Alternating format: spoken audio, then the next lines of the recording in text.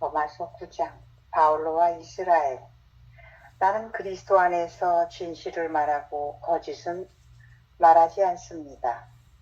나의 양심도 성령 안에서 다음 사실을 내게 증언하고 있습니다.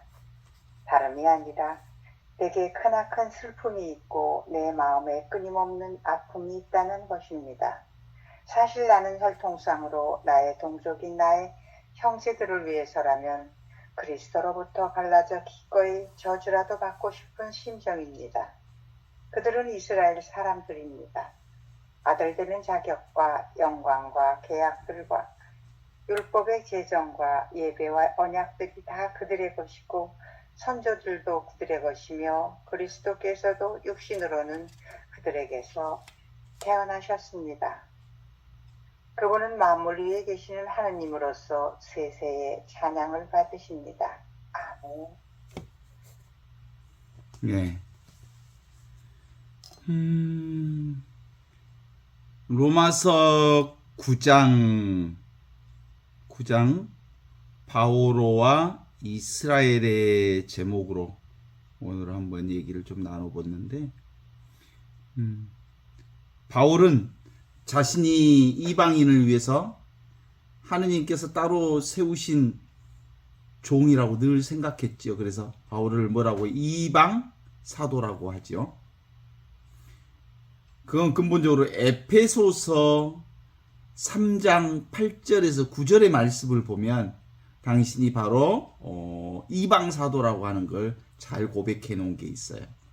모든 성도들 중에 지극히 작은 자보다 더 작은 나에게 이 은혜를 주신 것은 측량할 수 없는 그리스도의 풍성을, 축복을 이방인들에게 전하시게 하시려고 영원으로부터 만물을 창조하신 하느님 속에 감추어 놓았던 비밀의 경륜이 어떠한 것인지를 드러내게 하려 하심이로다, 이렇게 얘기하고 있어요.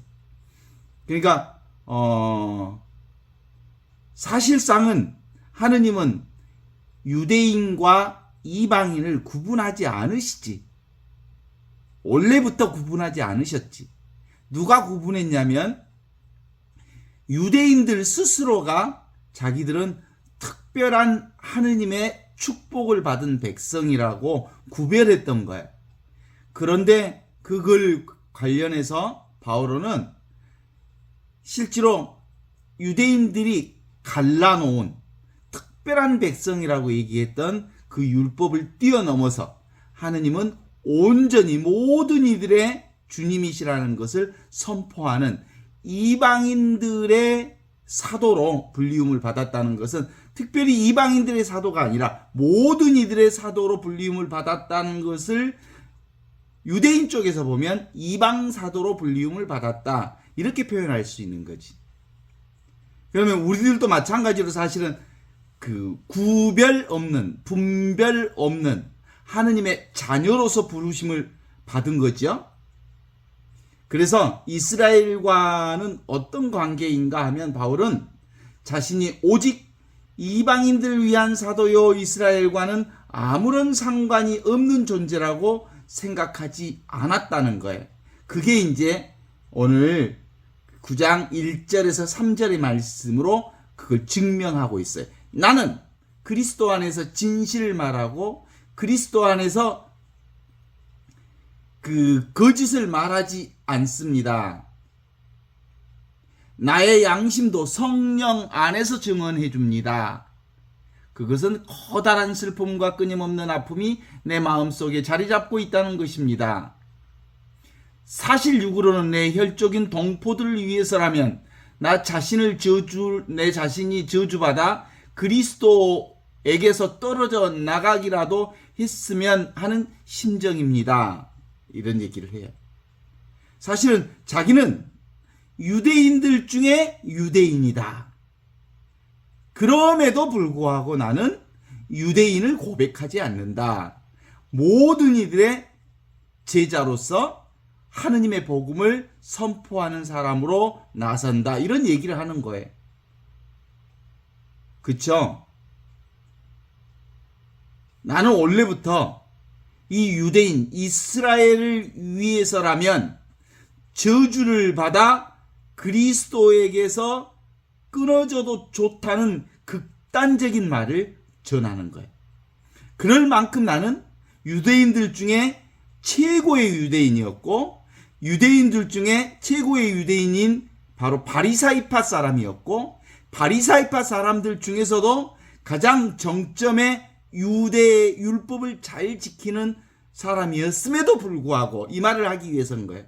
그럼에도 불구하고 나는 이제 유대인이라고 하는 이 선을 내가 지키기를 포기합니다. 나는 온전히 하느님의 자녀입니다. 그래서 이방 사도라고 불리웁니다.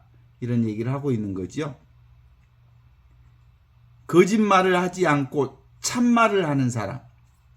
어떤 사람이 거짓말을 하지 않고 참말을 하는 사람이? 지금 여기 이 순간만을 사는 사람이에요. 이 순간에는 거짓말이 들어갈 구멍이 없어. 여기는 진실한 자리거든요. 지금 여기는 순수한 자리거든요. 예수가 어디서 나왔어요? 이 자리에서 나왔거든요. 이 자리에서 나왔다는 말을 동정녀 마리아에게서 잉태되어 나셨다라는 말을 하는 거예요. 이 자리가 동정녀 마리아의 잉태된 자리야. 지금 여기 이 순간 궁극적 진리의 자리, 위치 없는 참 사람으로서 모든 것이 다 여기에서 나왔고 여기로 수렴되지요. 그죠? 그래서 이 자리를 사는 사람은 거짓말을 하지 않고 오직 참말만 하는 사람입니다. 여기를 안 사는 사람들 거짓말쟁이인 거예요. 생각으로 사는 사람들, 생각으로 얘기하는 사람들은 실제로 지금을 살지 않는 사람이라고 말할 수 있어요. 세상에 흔히 만나볼 수 없는 사람이 바로 바울입니다. 모든 사람들이 거짓말이라고 말할 때 이렇게 바울처럼 말하는 사람이 없어. 바울은 지금 여기 이 순간 궁극적 진리이신 하느님과 함께 있는 사람만이 참으로 참 사람이요, 거짓말을 하지 않는 사람이라는 것을 증언하고 있는 거지요. 언제나 하느님의 영 안에서 그의 양심을 말하고 있다. 하느님의 우리의 양심은 어디에 있어요? 지금 여기 이 순간에만 있는 거예요. 자, 지금 여기 이 순간을 떠나면 소설을 써보라잉. 그 소설이 뭐예요? 그 소설이 과거 이야기, 미래 이야기. 그건 지금 없는 얘기예요. 지금 없는 얘기는 다 사실은 지나간 얘기고 아직 오지 않는 얘기예요. 그것이 설령 팩트가 있다 손치더라도 그 팩트는 이미 지나간 얘기이기 때문에 사실이 아니에요. 진짜 사실은 어디에만 사실이 있어요? 진실이 있어요? 지금 여기 이 순간만 진실한 거예요. 어렸을 적에 우리는 거짓말을 하거나 그릇된 일을 생각만 해도 가슴이 두근두근. 선생님 앞에서 거짓말하면 벌써 얼굴에 다 쓰여져 버려. 부모님 앞에서 거짓말 하려고 그러면 말하기 전에 다 들켜버려. 어디 표정에서 다 나타나 버려. 너 눈깔 돌리고 있네. 엄마 다 알아버려. 너 눈 똑바로 안 떠! 왜? 딴 생각하면 눈깔이 돌아가거든. 정직하면 눈 돌아가지 않고 바로 얘기할 수 있는데 딴 생각하면 뭐라고요? 눈이 돌아간다고. 이것 봐라. 눈 똑바로 안 뜰래? 이런 거예요. 눈 똑바로 안 뜰래? 이 말은 뭔 말이에요? 지금 여기 진실을 얘기하라는 거예요. 아셨죠? 군대 가면 우리가 전체 차렷 열중샷 그래. 그래서 그 군대 가서 차렷 한다는 말이 바로 정신 차려라는 말을 해. 정신 차려라는 말이 지금 여기에 있어 이런 뜻이야. 지금 이 순간으로 돌아와 딴 생각하고 있네. 그러면서 교관들이 탁 머리 하는 소리가 대부분 빨간 모자 쓴 그 교관들이 뭐라고 하거든. 제군들 눈깔 돌아가는 소리가 들린다. 대가리 돌아가는 소리가 들린다. 그래. 그러니까 생각하면 지금에 있지 않다는 것이 군대에 있는 교관들도 다 알았나 봐. 생각하면 지금에 있지 않는 거야. 그 생각하지 않다는 것을 증명하고 있는 것이 눈깔 돌아가는 소리야. 머리 돌리는 소리다 이 말이야. 자, 거짓말은 지금 없는 얘기를 하면 거짓말이요. 그렇습니다. 그런데 어른이 되면서 우리는 양심에 털이 났는가 자꾸 지금 이 순간 진실의 얘기는 안 하고 맨날 소설 써보라. 과거 건 얘기하고 아직 오지 않는 미래 걱정 얘기하고 그러니까 양심에 털이 나가지고 양심이 무디어져 버려. 어른이 되면 맨날 생각으로 사니까 과거 생각, 미래 생각, 걱정 또 걱정, 자식 키울 걱정, 애기들 키울 걱정, 온갖 키울 걱정으로 생각이 너무 많아지지. 그쵸? 그래서 이제 어른들이 되면 언어가 무슨 언어로 바뀐 줄 알죠? 언어가 욕설이 많아져.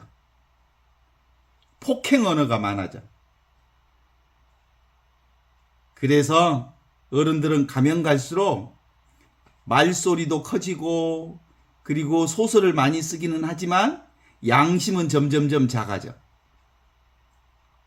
그래서 어른이 되면 될수록 양심이 무디어져서 일부러 양심에 귀를 기울여도 양심의 소리가 잘 안 들릴 경우도 있어. 모든 판단을 지금 여기 이 가슴으로 하는 게 아니라 늘 머리로 판단을 내리기 때문에 현대인들의 치명적인 병폐가 머리 쓰는 일이에요. 그래서 현대인들의 가장 큰 병 중에 하나가 스트레스라 그러죠. 스트레스가 뭐예요? 다 생각으로 받는 스트레스지. 그렇지 않습니까? 자, 그러면 양심은 어디에 있어? 머리에 있어? 가슴에 있어? 가슴에 있다고 그러는데 가슴에 양심이 있는 게 아니라 이 가슴이 어디에 있어? 지금 눈앞에 있어. 눈앞에 있는 지금 여기 이 순간을 살면 아주 선명해. 그리고 단순해. 그리고 있는 그대로 세상이 보여. 이 눈앞에 이게 무슨 눈이냐면 하느님의 눈이거든. 하느님의 눈은 따로 있는 눈이 아니여. 그래서 양심 생활하는 사람은 무슨 생활하는 사람하고 같냐면 관상 생활하는 사람과 같아. 관상 생활이란 눈앞에 있는 이 눈으로 사는 거야. 하느님의 눈으로 사니까 온 세상이 누가 일해? 하느님이 일한다고 보는 거지. 하느님이 일한다고 보니까 그걸 무슨 생활? 성사생활이라고 하지. 거룩한 하느님께서 일하시는 성사생활. 그 거룩한 하느님께서 일하시는 성사생활을 하는 게 우리의 신앙생활이에요. 하느님이 일하시는 생활.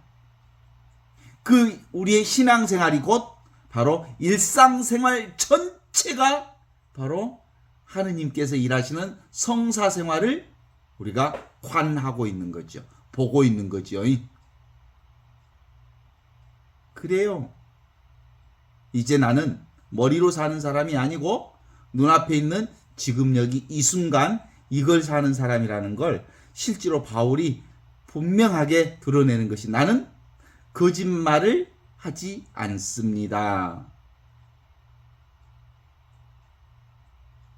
진실을 말하고 거짓말을 말하지 않습니다. 나의 양심도 성령 안에서 증언해 줍니다.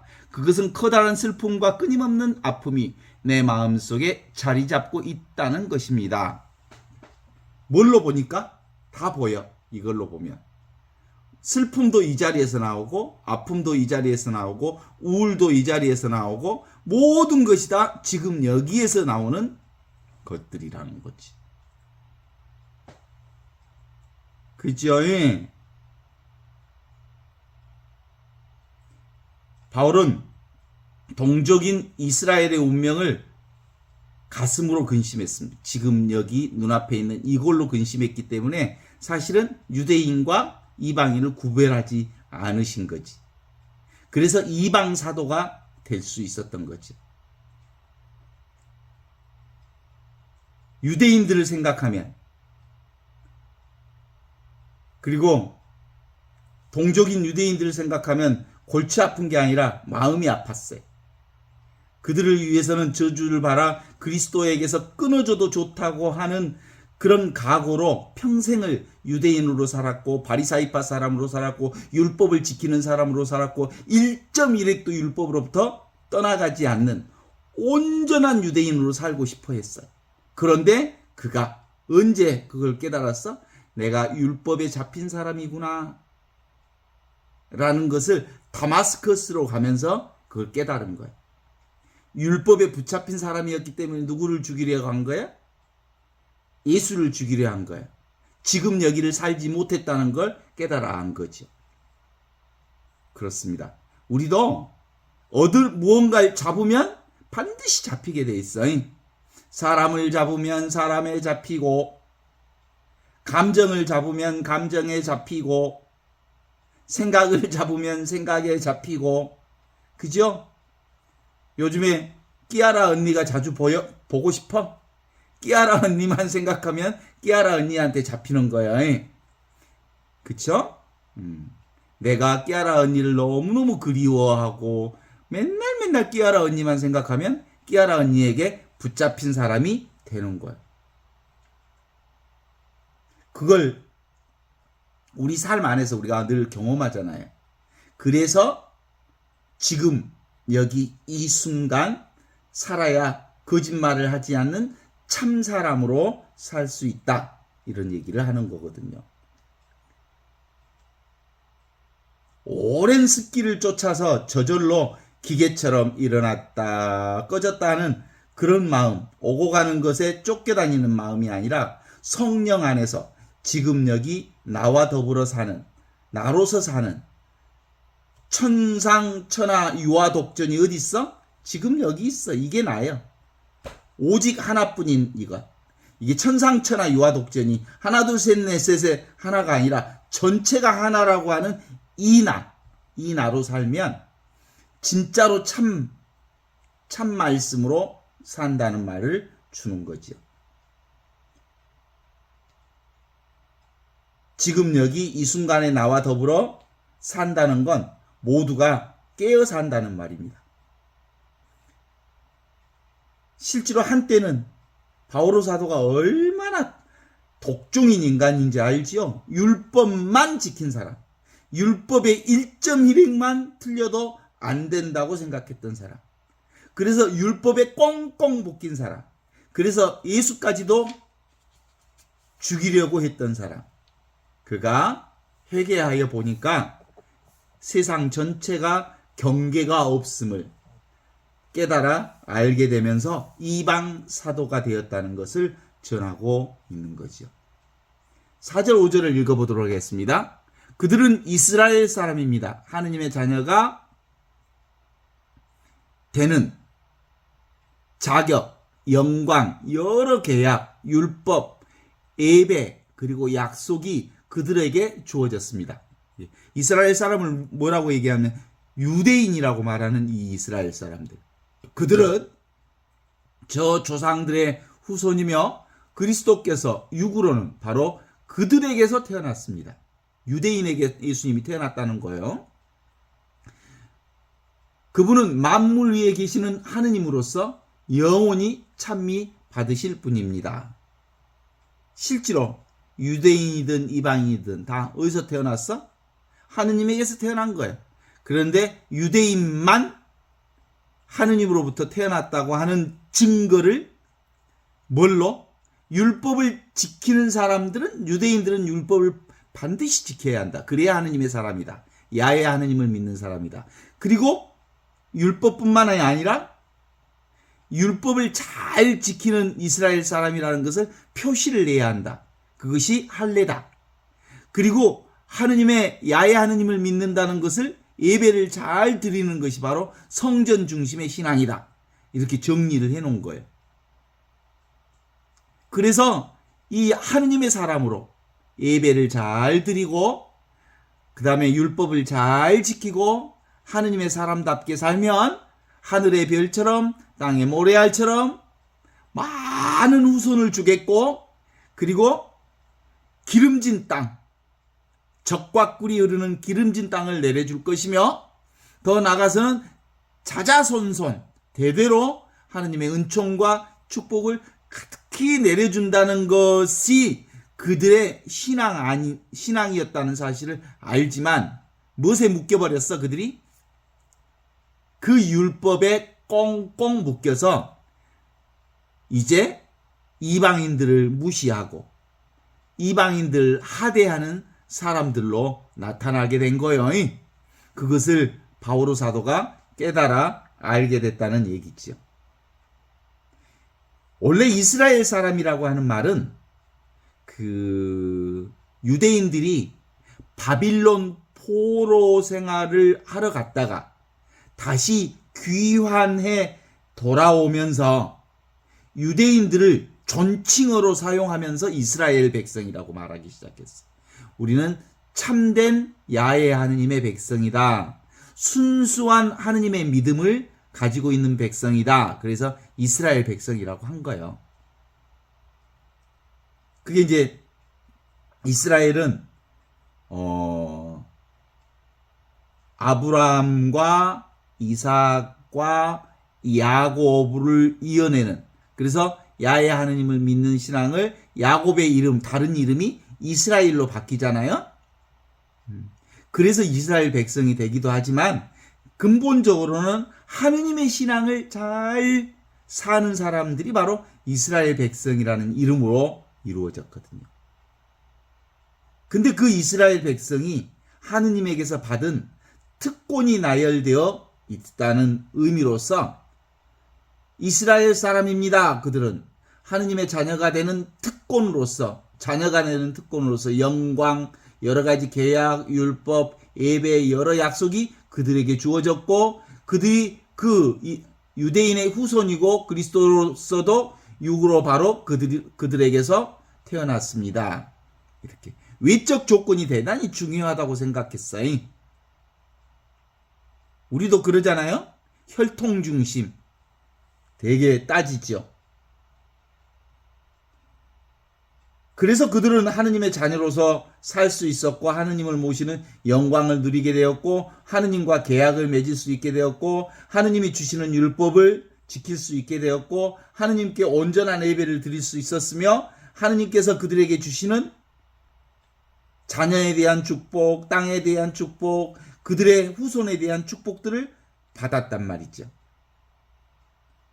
참으로 대단한 특권의 유산을 받은 백성인 것은 분명하나, 아무리 그 특권을 받았다 해도 그들이 그 특권을 진심으로 그걸 살지 않으면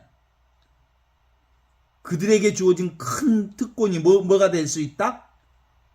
화로 바뀔 수 있다. 이게 바오로 사도가 얘기하는 말이에요. 우리 모두도 사실은 다 하느님의 자녀가 아닌 사람들이 없잖아요. 그죠? 다 하느님께서 왔어. 지금도 이 순간 온전한 은총과 축복과 사랑과 자비 가운데 살고 있어. 그래서 모두 다 하느님의 은총의 바다에서 헤엄치고 있어. 사랑의 바다에서 헤엄치고 놀고 있어. 근데 그것을 내가 수용하면 그것이 나에게 축복이 되지만, 내가 거부하면 나에겐 뭐과 같아? 진주에게 돼지 새끼를, 진주라 그랬다. 돼지 새끼에게 진주를 던져주는 꼴이 된다는 거 아니겠습니까? 그래서 근본적으로 아무리 좋은 것을 줘도 본인이 지금 여기 살아계신 하느님을 눈앞에, 이 하느님의 안목이 열리지 않으면 아무리 좋은 걸 줘도 지 호주머니 속에 보물이 있어도 있는 줄 모르면 없는 것과 같다. 그래서 지금을 살지 않으면 모두 다 죄인이다. 이렇게 얘기하는 거예요. 그래서 우리가 전례 중에 맨날 고백하는 말 있잖아요. 생각과 말과 행위로 많은 죄를 지었으며, 생각과 말과 행위, 이게 인간이 사는 방식이잖아요. 인간이 사는 방식은 이렇게 생각과 말과 행위로 살아. 근데 이 생각과 말과 행위를 가지고 살되 어디를 살아야 돼? 지금 여기 이 순간을 살아야 돼. 이게 우리가 살아야 할 의무야. 우리가 하느님의 영원한 생명을 사는 방식은 지금 여기 이 순간을 살아야 되는 거거든. 그런데 지금 여기 이 순간은 안 살고 생각과 말과 행위가 더 중요해. 그렇게 살아서 우리가 내 탓이요, 내 탓이요, 내 큰 탓이로소이다 라고 고백하는 거예요. 뭘로 살았다고? 생각으로 살았다고. 말로 살았다고. 그리고 선한 행동을 하면 하느님의 자녀라고 생각하고 살았다고. 그런 거 아니요. 어디를 살아야 된다고? 지금. 하느님 지금밖에 없으니까. 여기밖에 없으니까. 그 얘기를 우리에게 주시는 거거든요. 그렇지 않으면 큰 알을 입을 거다. 이 얘기를 우리에게 주셨습니다. 그러니까 우리에게 중요한 것은 뭐예요? 하느님이 전부지요. 그 하느님이 어디 계셔? 지금 여기 살아 계셔요. 이게 바로 언제만 가능하냐면 축사망한 사람만 축부활해. 개체 중심의 생각, 개체 중심의 생활, 개인 중심의 삶으로 묶여버리면 하느님의 영원한 생명을 살지 못해. 그쵸? 그래서 다 우리에게는 그리스도가 전부입니다. 나는 그리스도 위에 그 모든 것을 쓰레기로 여깁니다. 라고 말했던 바울 사도의 고백이 이렇게 드러나는 거거든요. 지금 여기 눈앞에 있는 이 멀쩡한 눈, 이 눈으로 삽시다. 늘 보는 눈, 늘 듣는 눈, 늘 느끼는 눈, 늘 경험하는 눈, 그것이 눈앞에 있는 이 눈이에요. 지금 여기가 바로 그 눈이라니까? 눈이 따로 있는 게 아니라 지금이 그 눈이고 여기가 그 눈이고 이 순간이 그 눈이요. 하느님의 눈이요. 알겠죠? 이걸 우리는 근본적으로 위치 없는 참 사람이라고 해요. 이게 진짜 사람이야. 그래서 진화라고 하고 참나라고 하지. 이게 바로 절대적인 이것. 우리는 절대적인 오직 이것뿐이요. 오직 이것뿐이라고 하는 건 바로 눈앞에 있는 이것으로만 사는 거예요. 이걸 절대적인 것. 이게 직접적인 것. 이건 거리감이 없어. 인간의 생각은 여기서 저리로 가는 거리감이 있지만 이 하느님은 딱 붙어 있어. 인티미트. 완전히 붙어 있는 거예요. 그래서 나로 사는 거예요.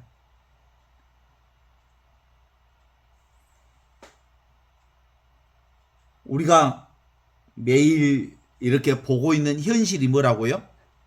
지금 여기 이 하느님의 진실이 실현되는 것을 이 현실을 통해서 봐요. 이 현실은 그러니까 진실이에요. 이 현실이 곧 이 하느님을 드러내는 진실이라고. 그래서 현실을 뒤엎으면 뭐가 돼? 실현이라고. 실현. 뭐가 실현되고 있어? 내가 실현되고 있는 것이 지금 이 현실이에요. 진실이 실현되는 것이 이 현실이에요. 하느님이 실현되는 것이 이 현실이에요. 하느님이 펼쳐지고 있는 것이 지금 경험하는 이 현실이라고. 그러나 이 현실은 드러났다 사라져서 사실상 영원하지 않지만 오직 영원한 것은 진실만 영원하는 거고 하느님만 영원하는 거고 보는 이것만 영원하다라는 것을 경험하여 알 수 있는 거지. 그런데도 불구하고 우리는 이것으로 안 살고 뭘로 살아?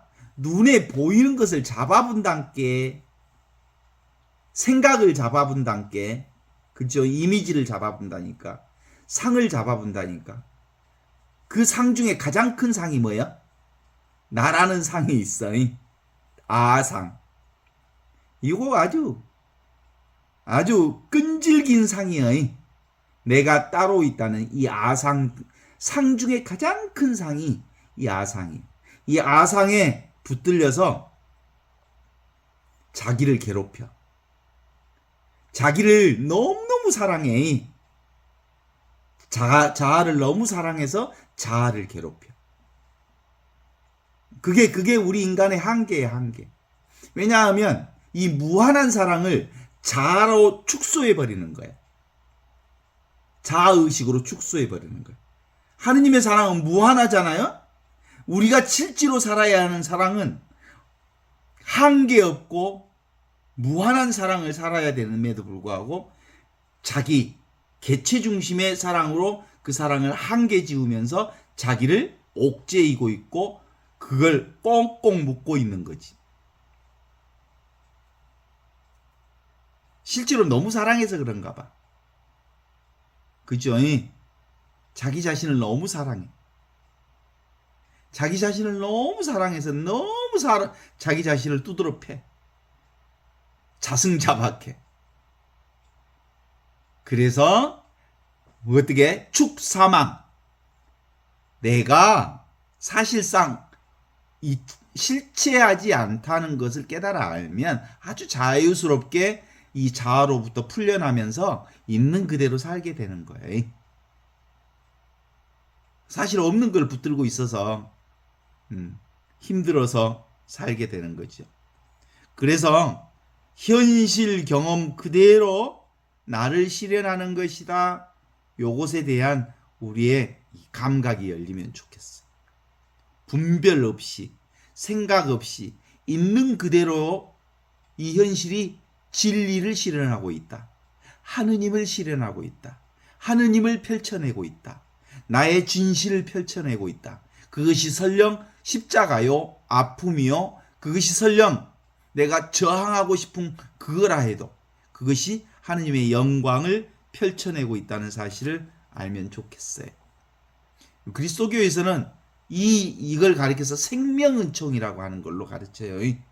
생명은총. 늘 사는 이 은총을 생명은총이라고 그러죠. 이 생명은총을 살 수 있도록 해주시는 게 바로 도움의 은총.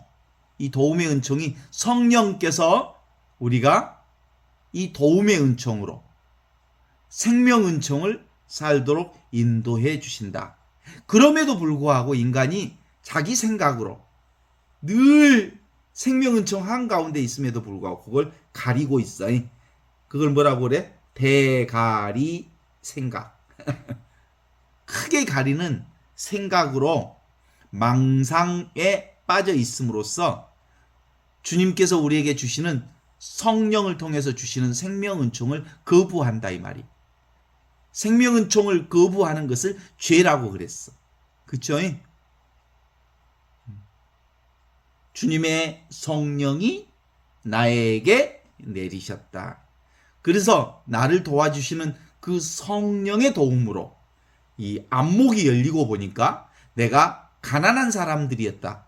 가난하게 살고 있었더라. 뭘로? 개체 생명으로 내가 요 몸뚱아리 하나 사랑한다고 애쓰고 살았던 것 같더라. 그래서 성령께서 나에게 이 개체 생명을 해체해 주시고 가난한 사람에게 기쁜 소식을 주셨는데 그게 바로 이 하느님의 안목 전체 생명은총으로 우리가 살고 있음을 우리가 하느님께서 허용해 주셨다는 거예요. 그래서 못 보던 것들을 보게 되었고 묶였던 것으로부터 풀려나게 되었고 생각이라고 하는 감옥 속에서 갇혀있던 것으로부터 자유를 찾게 되었고 온갖 인간의 제도와 그리고 분별의식의 억압으로부터 완전한 해방을 살게 되었더라. 이게 바로 주님께서 우리에게 선포해 주신 복음, 은총회를 선포해 주셨더라. 그런 거죠. 그게 지금 여기 이렇게 경계 없이 살고 있는 이 하느님이 없이 계시는 하느님이 지금 여기 이렇게 살고 있다. 다섯 유영모가 쓰신 하느님의 표현이 없이 계시는 하느님이라 그랬잖아요.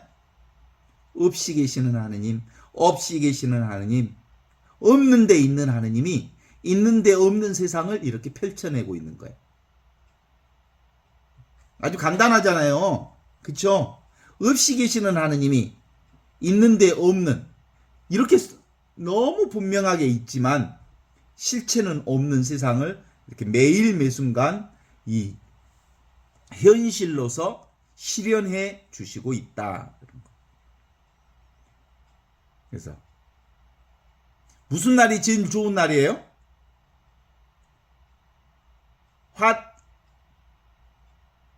무슨 날이 제일 좋은 날? 지금 이 순간이 제일 좋은 날이지. 그래서 제일 좋은 날을 우리는 매 순간마다 최상선, 이보다 더 좋을 수 없다. 이보다 더 좋은 순간은 없다. 이것에 대한 그 실감이 분명히 있으면 매 순간마다 참 되게 재밌거든요. 이게 이제 감이 잡히면 어떤 순간이든 이 순간보다 더 좋은 순간은 없다. 지금 이 순간이 최상선의 순간을 드러내고 있다. 그러면 어떤 상황이든 감사할 수 있잖아요. 그래. 지금이 가장 좋은 날이라고 했는데, 지금 이 순간이 가장 좋은 날이라고 그러는데, 지금이 인식이 돼요? 알 수 있어요? 지금을? 잡을 수 있어요? 이해할 수 있어요? 경험할 수 있어요? 이해되지도 않고 잡을 수도 없고 경험되지도 않고 알 수도 없는데 너무나도 분명하게 작용되고 있어요. 그래서 묘용이라 그래. 묘용. 묘하게 경험되고 있어요. 묘하게. 그걸 우리가 매 순간마다 사실은 경험하고, 이거 없이 묘하게 작용하는 이 하느님의 사랑 없이 살 수 있는 자는 일도 없어요. 그걸 유대인들은, 이스라엘 백성들은 야훼 하느님으로 고백했거든요. 내가 하느님 당신이 누구신지 사람들에게 말하려면 뭐라고 말해야 됩니까? 그랬더니 뭐라고? 나는 있는 바 그대로 나다. 그 말을 야훼라고 그랬고, 야훼라는 이름을 함부로, 사실은 이름을 함부로 부르지 말라라는 말이 이제 무슨 말인지 알 수 있을까요? 하느님은 이름으로 불려질 수 없는 분이기 때문에 이름으로 부르지 말라 그랬어. 그래서 아도나이라고 해서 자음만 불려서 아도나이라는 이름으로 불렸어. 이름을 부르지 못한다라는 말은 하느님이 거룩한 분이어서가 아니고 하느님의 이름이 없기 때문에 이름을 부르지 못하는 겁니다. 그래서 야훼 하느님을 믿었던 이스라엘 백성들이 야훼 하느님을 믿는 증표로서 십계명을 받았고, 그 십계명을 받은 것을 정말 야훼 하느님, 지금 여기 이 순간만 살겠다고, 지금 여기 살아계실 하느님을 섬기겠다고 이렇게 고백하는 율법이 나중에는 그 율법이 사람을 잡아먹어보라. 율법이 그들을 잡아먹었겠어. 지기들이 그 율법을 잡고 있으니까 율법에 잡힌 사람이 된 거지. 그리고 그 지금 여기 이 순간 내가 나로서 사는 이 신앙을 제대로 지키는 백성이라고 하는 표지로서 할례를 하게 됐어. 근데 할례가 있고 없고에 또 묶여. 또 하느님을 지금 여기 이 순간 하느님을 잘 섬긴다고 하는 이 성전 중심의 신앙이 나중에 성전 중심의 신앙으로 묶여버려. 성전이라고 하는 건 하느님을 찬양하는 곳이잖아요. 그러다가 요즘 이제 우리 현대인들로 얘기하면 주일미사 안 가면 죄인 이렇게 얘기해버려. 그렇게 됐다니까? 사실은 우리가 하느님을 잘 신앙하는 사람이라고 하는 것을 성전 안에서 함께 고백할 수 있으면 좋겠다라는 말이 꼭 고백해야 된다. 주일날은 미사 가야 된다. 이렇게 법이 돼버린 거예요. 그래서 근본적으로 이 우리에게 펼쳐지는 시공간의 현실이 무슨 현실이라고요? 지금 여기 이 진실을 실현하는 자리가 바로 이 현실이에요. 그러니까 지금은 늘 펼쳐지는 하느님의 진리가 펼쳐지는 장소. 그러니까 지금 펼쳐지는 모든 것, 그것이 설령 아주 못된 생각이라 하더라도, 그것이 설령 온갖 내가 경험하기 싫은 거라 하더라도, 그것이 설령 역경계라 하더라도, 그 모두 펼쳐지는 그 모든 게 뭘 표현하고 있는 거야? 지금 여기 이 진실이 실현되는 자리가 현실이야.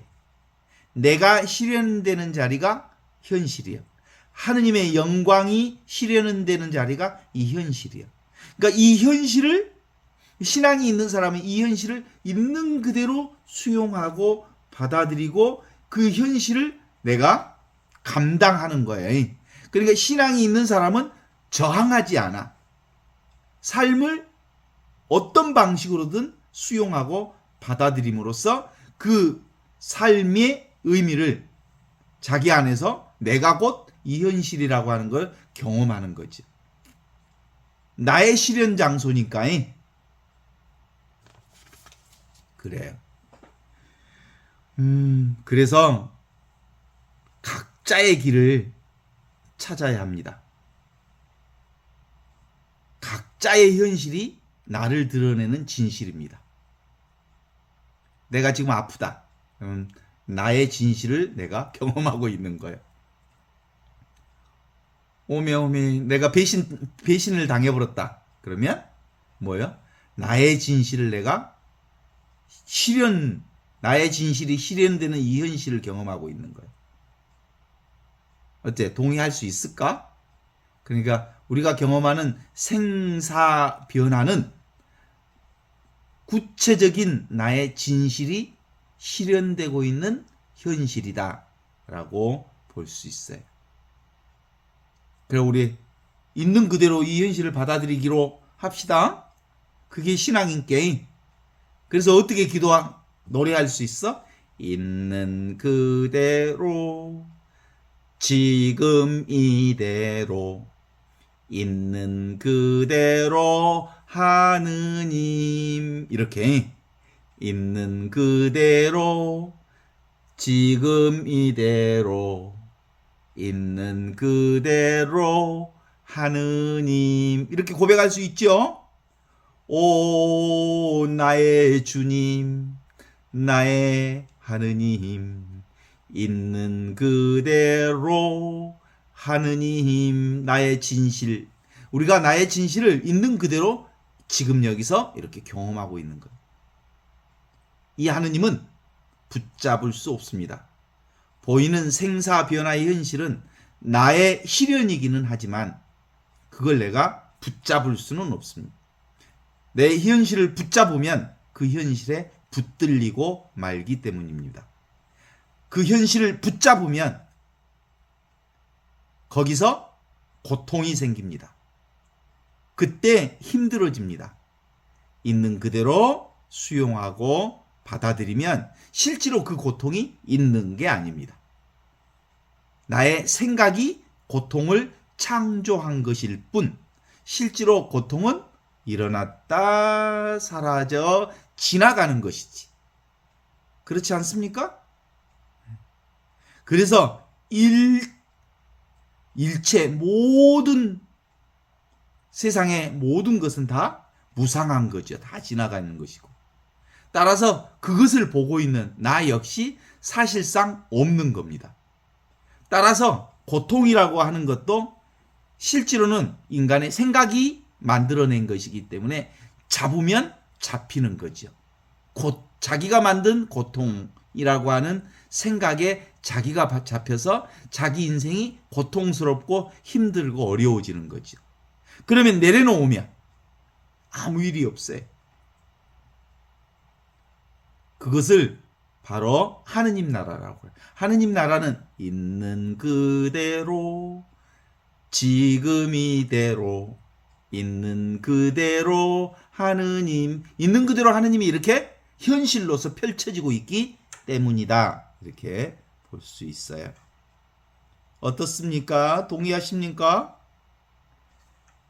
이 그리스도 속에서의 드러나는 온갖 변화를 우리는 성체 성사라고 합니다. 세상에서 경험하는 온갖 변화가 다 성체 성사를 경험하고 있는 겁니다. 하느님의 몸의 변화를 우리가 경험하고 있는 거죠. 그 하느님의 몸이 매 순간마다 이렇게 찰나찰나 변하고 있는 것을 경험하는 이 성체 성사를 우리의 전례 안에서는 미사로서 그것을 표현하고 있는 것이죠. 그것이 꿈으로 나타나기도 하고 잠으로 나타나기도 하고 깨무로 나타나지만 이 잠, 꿈, 깨미라고 하는 의식의 3분단 모두가 성체성사를 드러내고 있는 모든 경험들이라고 볼 수 있습니다. 하느님이 잠으로 나타나기도 하고 깨무로 나타나기도 하고 꿈으로 나타나기도 하지만 그 모든 것은 다 하느님의 변화를 경험하고 있는 거라 이 말씀입니다. 어때요? 그냥 흘려보내면 되는 거요. 상황 따라, 조건 따라, 흐름 따라, 물결 따라 이렇게 흘러가게 되어 있는 거예요. 무상하게. 그리고 거기서 나라고 하는 것도 그것을 경험하는 나라고 하는 것도 따로 없는 기요. 따라서 순간순간 찰나찰나마다 이렇게 경험하는 묘하게 작용되어지는 것을 경험할 뿐이요. 오늘 또 수많은 것을 경험하고 살았잖아요. 만일 이렇게 경험되어면서 사는 것들 안에서 뭔가 좀 불편하다, 뭔가 좀 힘들다 이 말은 뭔 말이야? 자의식, 내가 생각으로 잡고 있다 이런 뜻이야. 불편하다는 말은 생각으로 그걸 잡고 있으니까 불편하지. 그러니까 어떤 감정을 잡고 있거나 어떤 생각을 잡고 있거나 어떤 사실을 잡고 있으면 불편해. 불편해 안 불편해? 그러니까 내가 따로 없다는 생각으로 그저 어떤 상황이든 어떤 경험이든 충분히 경험할 마음으로 지금 여기 이 순간을 살면, 분별의식을 내려놓고 살면 삶이 그냥 흘러가는 대로 흐르는 대로 흐름을 경험하게 되어 있는 거거든요. 그래서 이 흘러가는 대로 흐름을 경험하는 걸 뭐라 그래? 1차 경험이라고 그래. 그게 본성의식에 따른 1차 경험이요. 그것은 사실은 판단 분별 없이 경험하는 거예요. 그런데 그것에 대하여 생각하기 시작하면서 분별의식, 생각, 자의식이 생겨. 변성의식이라고 그래. 그때부터 세상이 창조되기 시작하는 거예요. 오직 인간만 그래. 오직 인간만 생각해.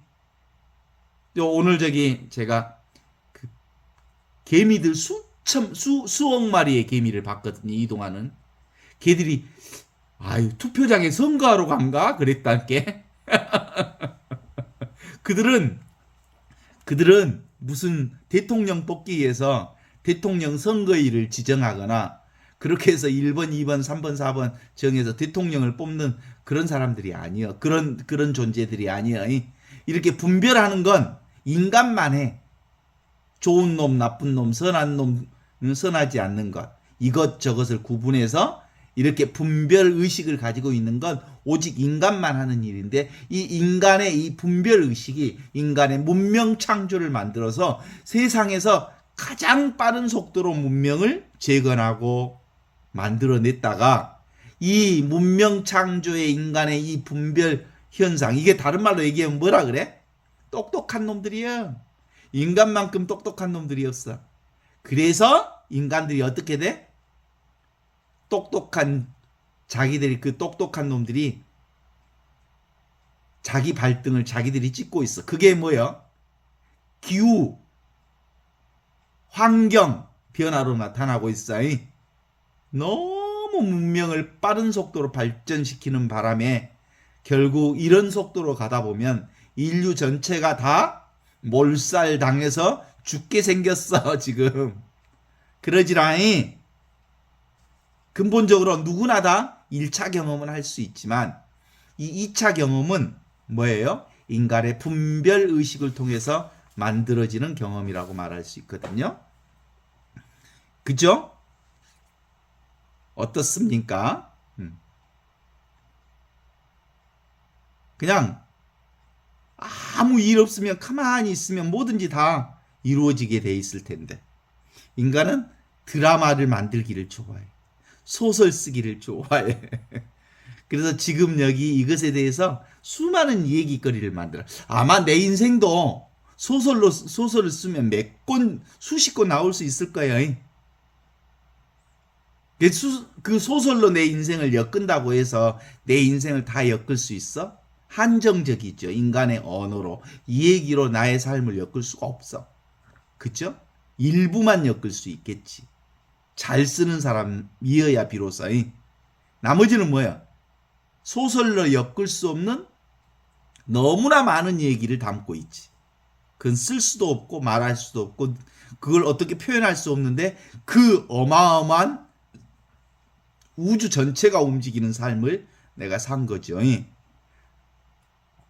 지금 제가 이 말을 하는 것도 이 말을 할 수 있으려면 우주가 총동원되어야 제가 이 말을 하고 있어요.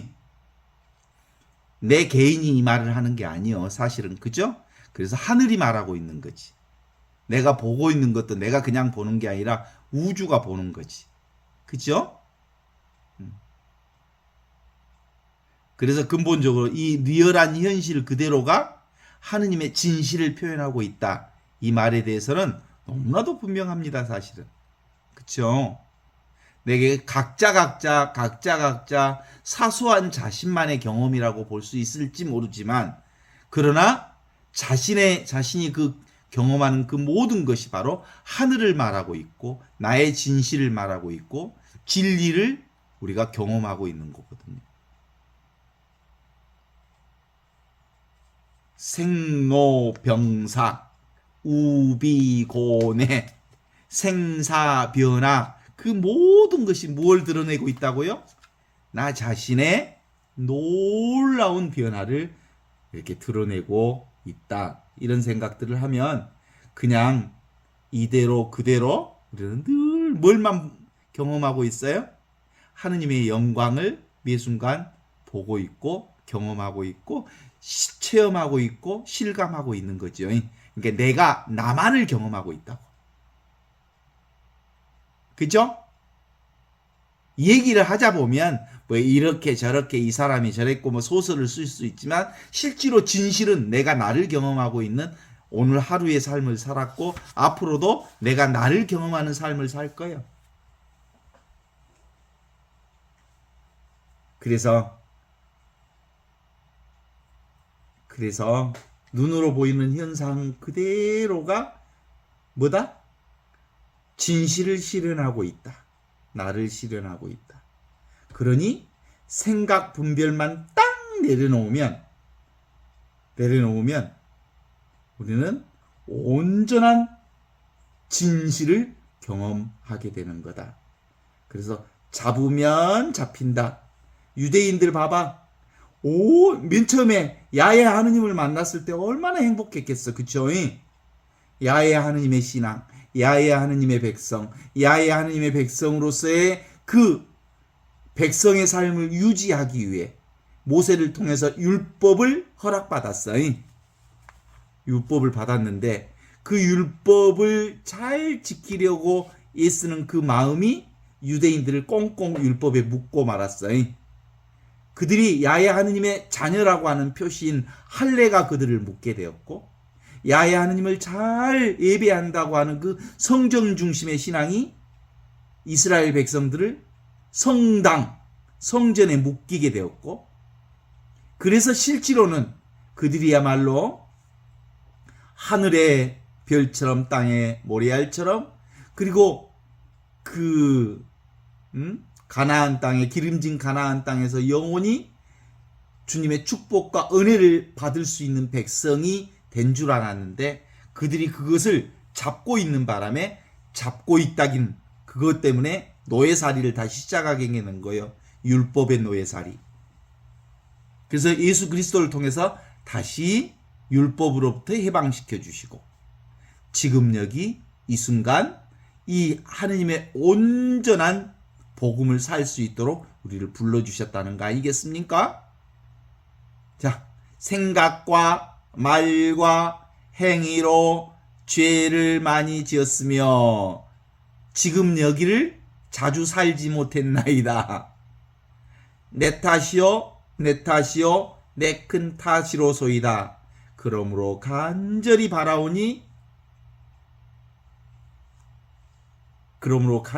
바라오니 성령께서 지금 여기를 살도록 도와주십시오. 이렇게 기도해야 되지 않겠습니까? 생명의 은총을 살도록 도움의 은총인 성령의 은총을 구하는 것, 그것이 바로 그리스도인들의 삶이다.